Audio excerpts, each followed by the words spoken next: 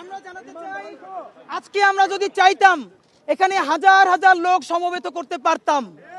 আমরা যদি চাইতাম তাহলে জুমার নামাজের প্রোগ্রাম দিলে পুরো গুলশান লোকে লোকারণ্য হয়ে যেত। যাতে লোক সংখ্যা কম হয়, আমরা আমাদের বাংলাদেশের উপরে ভারত যেই তথ্য সন্ত্রাস চালাচ্ছে, আই রিপিট, ভারত যেই তথ্য সন্ত্রাস চালাচ্ছে আপনারা জানেন। টুইটার ভেসে যাচ্ছে, কোটি কোটি টুইট অ্যাকাউন্ট থেকে টুইট করা হচ্ছে বাংলাদেশে নাকি শাখা সিঁদুর পরে কোনো হিন্দু নারী ঘর থেকে বের হতে পারছে না। এরকম মিথ্যা কথা হিটলারের তথ্যমন্ত্রী গোয়েলভ কোনোদিন বলে নাই। এবং আপনারা জানেন হিটলারের নাজি বাহিনীর নৃশংসতাকেও ভারত হার মানিয়েছে। আমরা আজকে এমন দিনে ইন্ডিয়ান এম্বাসিতে স্মারকলিপি নিয়ে যাচ্ছি যেই দিন 1992 সালের আজকের দিনে 800-1000 বছরের পুরনো ঐতিহ্য বাবরি মসজিদকে তারা ধ্বংস করে ধ্বংসের লীলায় মেতে উঠেছিল। আপনারা জানেন গত অন্তত 1 শতাব্দীতে কোন ধর্মীয় উপাসনালয় উদযাপন করে রাষ্ট্রের মদদে, রাজনৈতিক দলের মদদে ভাঙা হয়েছে গত 100 বছরে পৃথিবীর ইতিহাসে এরকম নাই। দ্বিতীয় বিশ্বযুদ্ধে নাজিরা যখন আক্রমণ করেছে তারাও এরকম কোন উপাসনালয় হামলা করে ধ্বংস করেছে এর কোন নজির নাই, যেটা ভারত করেছে 1992 সালে। সুতরাং আমরা আপনাদেরকে বলতে চাই, আজকে 6 ডিসেম্বর সেই বাবরি মসজিদ হত্যার দিবস, বাবরি মসজিদ ধ্বংসের দিবস, এবং সেই বাবরি মসজিদের অনুকরণে এখন তারা আরো একটি নতুন জায়গা দখল করতে চাচ্ছে। 1000 বছরের ঐতিহ্যবাহী, যেটা শুধু মুসলমানদের প্রাণ নয়, হিন্দু, মুসলিম, বৌদ্ধ, খ্রিস্টান, সারা বিশ্বের লক্ষ লক্ষ মানুষ যে আজমির শরীফ দরগায় প্রতিবার আসে, যেটা মানুষের শান্তির একটি মিলন কেন্দ্র, সে আজমির শরীফকে, সম্প্রীতির কেন্দ্রকে দখল করার জন্য তারা নতুন ন্যারেটিভ নির্মাণ করেছে। তারা বলেছে যে আজমির শরীফেও নাকি তাদের শিব মন্দির ছিল এবং তাদের আদালতে মামলা হয়েছে। আগামী 20 তারিখ সেইটা শুনানি হবে। এর মানে আপনি ধরে রাখেন বাবরি মসজিদের বড় 20-30-40 বছর পরে আজমির শরীফকেও তারা দখল করে শিব মন্দির বানায় ফেলবে। সুতরাং বাংলাদেশ শুধু না, সারা বিশ্বের সমস্ত শান্তিকামী মানুষদের তরফ থেকে আমরা ইন্ডিয়ান এম্বাসিকে জানাতে চাই, আজমির শরীফ দখল করলে এর পরিণতি হবে অত্যন্ত ভয়াবহ। সারা পৃথিবীতে নাজিদেরকে মানুষ যেরকম থুতু ফেলে, আই রিপিট, দ্বিতীয় বিশ্বযুদ্ধের পরাজিত শক্তি নাজিদের গায়ে যেরকম থুতু ফেলে, ভারত যদি এই কাজ করে সারা বিশ্ব থেকে ভারতে থুতু এসে ভারত ভেসে যাবে। সুতরাং আজমির শরীফ দখলের পায়তারা বন্ধ করতে হবে। নাম্বার 2, শুধু মুসলমান নয়, আপনারা জানেন ভারতের 15% মুসলমান, যেটা সংখ্যায় কোটি কোটি, অথচ তারা সরকারি চাকরিতে 3%-এর বেশি পায় না। আমি প্রত্যক্ষভাবে আপনাদেরকে বলতে চাই, বাংলাদেশের মাইনরিটি নিয়ে ইন্ডিয়া কথা বলে তার আগে তাদের লক্ষ কোটি বার তওবা করে আসা উচিত। কারণ গত 50 বছরে ভারত তাদের মাইনরিটির উপরে যেই জুলুম, অত্যাচার, নির্যাতন করেছে, সারা এশিয়ার কোন দেশ তার 10 ভাগের 1 ভাগও করতে পারে নাই। শুধু একটা উদাহরণ বলি, একটা দেশের নাম পারলে বলেন, যে কুকি চীন নারীদেরকে গত বছরে উলঙ্গ করে 2 জন নারীকে, যারা খ্রিস্টান সম্প্রদায়, 2 জন খ্রিস্টান নারীকে উলঙ্গ করে তারা রাস্তায় হাঁটিয়েছে, এবং তার বাবা এবং ভাই যখন প্রতিবাদ জানাতে গেছে তাদেরকেও তারা হত্যা করেছে। এবং আর কয়েকদিন আগে উত্তরপ্রদেশের সম্বল মসজিদে তারা দখলের পায়তারা করেছে। মুসলমানরা যখন প্রতিরোধ করেছে তারা ইট মেরে, পাথর বৃষ্টিতে 4 জন মুসল্লিকে সাথে সাথে শহীদ করেছে। সুতরাং আপনি আমাকে বলেন, গরু খাওয়ার অপরাধে, আমি আবার বলছি, শুধু গরু খাওয়ার অপরাধে গত 10 বছরে ভারতে 15 জনের বেশি মুসলমানকে হত্যা করা হয়েছে। সুতরাং গরু খাওয়ার অপরাধে যেই দেশে মানুষ হত্যা করা যায়, যেই দেশে মসজিদ গুড়াই দিয়ে মন্দির বানানো যায়, যেই দেশে কুকি চীন খ্রিস্টান নারীদের কুলঙ্গে এখনো হাঁটানো যায়, যেই দেশে সীমান্তে স্বর্ণা দাস ফেলানিকে গুলি করে ঘন্টার পর ঘন্টা ঝুলিয়ে রাখা যায়, সেই ভারতের কোন মুখে সাহস হয় পৃথিবীর সাম্প্রদায়িক সম্প্রীতির 1 নাম্বার উদাহরণ বাংলাদেশ নিয়ে কথা বলার সাহস তাকে কে দিয়েছে? আমরা আপনাদেরকে জানাতে চাই, সারা বাংলাদেশের মুসলমানরা, বাংলাদেশের জনগণ যদি সহিষ্ণু না হতো, তারা যদি অসাম্প্রদায়িক না হতো, তাহলে 90% মুসলমানের দেশে বাকি মাইনরিটিদেরকে খুঁজেও পাওয়া যেত না। অথচ দেখেন এখানকার মুসলমানরা বুক চিতিয়ে দিয়ে মন্দির রক্ষা করে। এখানকার মুসলমানরা মন্দির রক্ষা করে, তারা বৌদ্ধ মন্দির রক্ষা করে এবং তাদের ভাই বোনদেরকে তারা কিভাবে বুকে আগলে নেয়। আপনারা জানেন ভারত এতদিন বুঝাতে চেয়েছে এইখানকার ইন্ডিয়া আর হিন্দু সম্প্রদায় সমান সমান, অথচ সেদিন ঢাকা বিশ্ববিদ্যালয়ের জগন্নাথ হলের দেশপ্রেমিক ভাই বোনেরা মিছিল করে জানিয়ে দিয়েছে ভারতের তাবেদারি আর বাংলাদেশে চলবে না, সেবাদাস কোন সরকার এখানে আর চলবে না। সুতরাং আমরা আজকে ইচ্ছা করে কৌশলগত কারণে এটি অত্যন্ত গুরুত্বপূর্ণ একটি ডিপ্লোম্যাটিক জোন, তাই আমরা এখানে লোক জড়ো করি নাই। জুমার নামাজের পরে প্রোগ্রাম দিলে এত বেশি লোক হতো, আমরা ক্রাউড কন্ট্রোল করতে পারতাম না, আমরা সেটাও দেই নাই।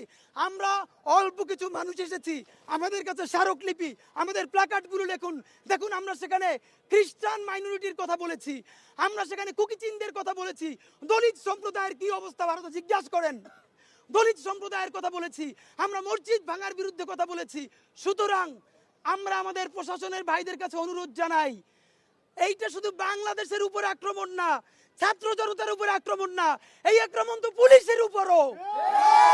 সুতরাং আমাদের পুলিশ ভাইদেরকে ঠিক করতে হবে, বাংলাদেশ নিয়ে ভারত যে বিশ্ব মিডিয়ায় তথ্য সন্ত্রাস করছে, যে অগাধ মিথ্যাচার করছে, তারা কি সেটাকে রাখতে দিবে নাকি তার বিরুদ্ধে তারাও প্রতিরোধ করে তুলবে?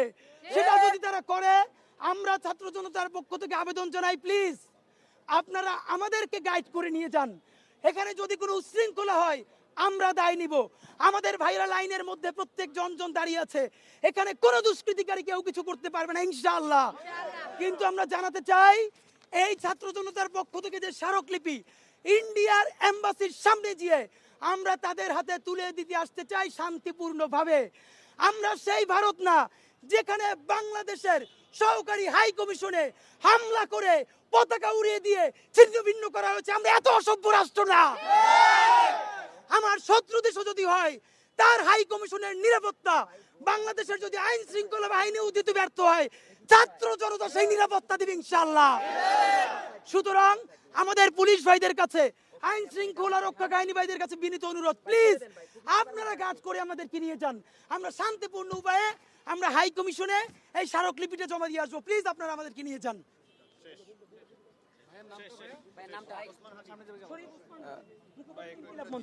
যেটি দেখছিলেন যে এই যে ওসমান হাদি, যিনি ইনকলাব মঞ্চের মুখপাত্র, তিনি আসলে কথা বলছিলেন এবং তিনি বলছিলেন যে এই যে ভারতীয় হাই কমিশন অভিমুখে যে তাদের যাত্রা, সেটি আসলে তারা এইখানটিতে এসে, অর্থাৎ তারা গুলশান 2 সার্কেল 0 পয়েন্ট থেকে তারা যে যাত্রাটা শুরু করেছিলেন, সেটি কিছুক্ষণ আগেই আসলে তারা এই আসার মুহূর্তেই আমরা দেখেছি যে পুলিশের একটি ব্যারিকেডে তারা আটকে দিয়েছে। তারা আবার একটু তাদের পক্ষ থেকে কথা বলার চেষ্টা করা হচ্ছে, আমরা তো জানার চেষ্টা করবো তারা আসলে কি বলবে। প্রশাসন এর কাছে আমাদের কথা আছে, আমাদের ইনকিলাব মঞ্চের পক্ষ থেকে প্রশাসনের ভাষ্য অনুযায়ী 3 জন যাবেন এবং এমবাসিতে আমাদের এই স্মারকলিপি আমাদের পক্ষ থেকে 3 জন হ্যান্ডওভার করে দিয়ে আসবেন। এই 3 জন ছাড়া বাকি সবাই আমরা যারা আছি, আমরা শান্তিপূর্ণভাবে এখানে অবস্থান করব এবং প্রেস ভাইদের জন্য ডিক্লারেশন, যেটা আমরা যদি ওখানে হ্যান্ডওভার করার পর মনে করি যে আমাদের প্রেস লিস্ট দিতে হবে, আমরা যদি পারি আবার ব্রিফ করব। বাট আমাদের পক্ষ থেকে শান্তিপূর্ণভাবে এখন 3 জন আইন শৃঙ্খলা বাহিনীর সাথে যাবেন, গিয়ে সরাসরি এমবাসিতে আমাদের স্মারকলিপি হ্যান্ডওভার করে আর দিয়ে আসবেন। ধন্যবাদ সবাইকে।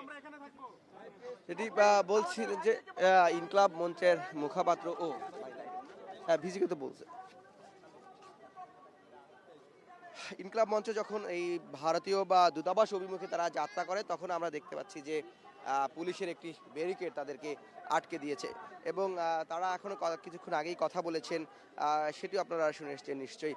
আরেকটি বিষয় যেটি জানিয়ে রাখি যে ইনকলাব মঞ্চ তাদের যে বক্তব্যে তারা বলার চেষ্টা করেছেন যে ভারত এই যে বাংলাদেশের সাম্প্রতিক সময়ের বিষয়গুলো নিয়ে ভারত কথা বলছে, আসলে সেটি ভারতেই তো আসলে যারা দাবি করছেন যে ভারতের যে সংখ্যালঘু সম্প্রদায়গুলো আছে এবং তারা সেটি উল্লেখ করছেন যে চীন সম্প্রদায় যারা আছেন, যারা দলিত সম্প্রদায় আছেন, যারা খ্রিস্টিয়ান সম্প্রদায়ের আছেন এবং মুসলমান যারা ভারতের সংখ্যালঘু, সেখানে কিন্তু তারা নির্যাতনের শিকার হচ্ছেন।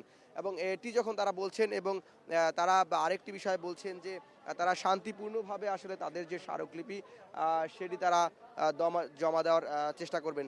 এবং তারা যখন এই যে গুলশান ২ থেকে অর্থাৎ সার্কেল ২ থেকে যখন তারা তাদের এই যে র্যালিটি শুরু করে এবং তারা এই র্যালিকে বলছেন যে মৌন র্যালি, সেই র্যালি শুরু করার কিছুক্ষণের মধ্যেই কিন্তু আমরা দেখেছি যে আইন শৃঙ্খলা বাহিনীর সদস্যরা তাদের যে পথ আটকে দেয় এবং তারা আপনারা এখনও দেখতে পাচ্ছেন যে আইন শৃঙ্খলা রক্ষাকারী বাহিনী অর্থাৎ পুলিশ সদস্যরা কিন্তু এই যে যেটি গুলশান ২ চত্বর আছে, অর্থাৎ যদি আপনাদের বোঝানোর অর্থে বলি সেটি হচ্ছে গুলশান ২ থেকে বাড্ডা লিংক রোড যেটা বলা হয়, এই আসলে এই যে লিংক রোডের মুখেই তারা তাদের যে পুলিশ আইন শৃঙ্খলা বাহিনী অর্থাৎ পুলিশ সদস্যরা তারা অবস্থান নিয়েছে। এবং আমরা দেখতে পাচ্ছি রাস্তার দুপাশেই কিন্তু অর্থাৎ ডান এবং বাম পাশ, ইন এবং আউট দুপাশেই মূলত পুলিশ সদস্যরা ব্যারিকেড দিয়ে যে ইনকলাব মঞ্চকে আটকে দিয়েছেন।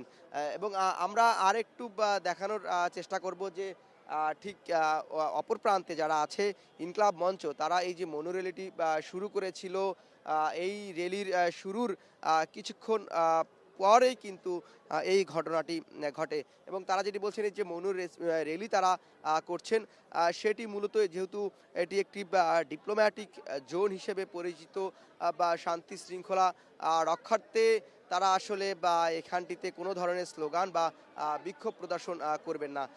তাদের সেই মৌন মিছিলেই কিন্তু আমরা দেখেছি যে পুলিশ সদস্যরা এসে তাদের থামিয়ে দিয়েছে এবং সেখানেই ইনকলাব মঞ্চের যিনি মুখপাত্র শরীফ ওসমান হাদি তিনি কথা বলেছেন গণমাধ্যমে এবং তাদের হাতে যেই প্লাকার্ডগুলো আমরা দেখেছি সেই প্লাকার্ডে কিন্তু তারা স্পষ্ট বার্তা দিয়েছেন যে ভারতে হিন্দু সম্প্রদায়ের যারা সংখ্যালঘু আছে অর্থাৎ ভারতে যেই নিম্নবর্ণের হিন্দুরা আছেন এবং মুসলমান সম্প্রদায় আছেন, খ্রিস্টান সম্প্রদায়ের আছেন এবং তা শিখদের কথাও বলেছেন, যারা ভারতের সংখ্যালঘু তারা কিন্তু আসলে নির্যাতনের শিকার হচ্ছেন। আমরা দেখতে পাচ্ছি যে ৩ জন ইনকলাব মঞ্চের ৩ জন তারা হচ্ছে প্রতিনিধি দল, তারা এই যে হাই কমিশনে তাদের যে স্মারকলিপিটা প্রতিবাদ স্মারকলিপি সেটি জমা দেওয়ার জন্য তারা আসলে রওনা করেছেন এবং তারা যখন তাদের সহকর্মীদের নিয়ে যাচ্ছিলেন তখনই কিন্তু পুলিশ থামিয়ে যায়। এই যখন আরেকটু বিষয় যদি জানিয়ে রাখি, সামনে পুলিশ ইতিমধ্যে তাদেরকে যদিও ৩ জন তাদের প্রতিনিধি জমা দিতে যাবে স্মারকলিপি, এই শর্তে তাদেরকে ছেড়ে দেওয়া হয়েছে। কিন্তু এরপরে কিন্তু আমরা আরেকটি জিনিস দেখতে পাচ্ছি, সেটা যদি দেখানোর চেষ্টা করি, পুলিশ তাদেরকে ছেড়ে দিলেও বিজেপি সেনা সদস্যদের আমরা দেখতে পাচ্ছি যে সেনা সদস্যরা ওই পাশটাতেই আবার কিন্তু আমরা দেখেছি আর একটা ব্যারিকেড কিন্তু সেনা সদস্যরা দিয়েছেন, সেটিও আপনাদের দেখানোর চেষ্টা করব। যেটি বলছিলাম যে গুলশান ২ চত্বর থেকে তারা যখন এই ভারতের দূতাবাস অভিমুখে যাত্রা শুরু করে এর পরে মূলত পুলিশ তাদেরকে ব্যারিকেড দিলেও তারা আসলে এই জায়গাটিতে তারা ছিলেন। এবং আরেকটি বিষয় একটু কথা বলার এবং জানার চেষ্টা করব যে তারা আসলে যাচ্ছেন পুলিশের গাড়িতে করেই তারা যাচ্ছেন এবং তারা বলছেন যে তাদের যে প্রতিনিধি দল তারা সেটি জমা দিবেন।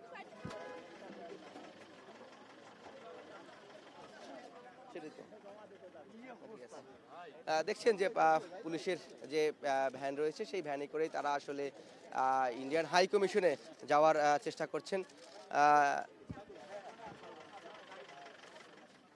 ঠিক আছে, দেখতে পাচ্ছেন যেটি বলছিলাম যে পুলিশ সদস্যরা যখন তাদের আটকে দেয় এবং তারা সেখানে বক্তব্যে তাদের যে দাবিগুলো সেটি তারা জানিয়েছেন এবং এরপর তারা পুলিশকে প্রস্তাব দেন যে তাদের ৩ জন প্রতিনিধি ভারতীয় দূতাবাস অভিমুখে তারা আসলে যাবেন এবং তার ফলে তারা আসলে পুলিশের যে ভ্যানে আমরা দেখছি যে পুলিশই তাদেরকে ভ্যানে করে নিয়ে যাচ্ছেন এবং তারা শান্তিপূর্ণভাবেই বলছেন যে শান্তিপূর্ণভাবেই তারা এটিতে যাবেন, এই জমা দেওয়ার কথা তারা বলছেন। এই ছিল আসলে আমার কাছে ইনকলাব মঞ্চের সব শেষ।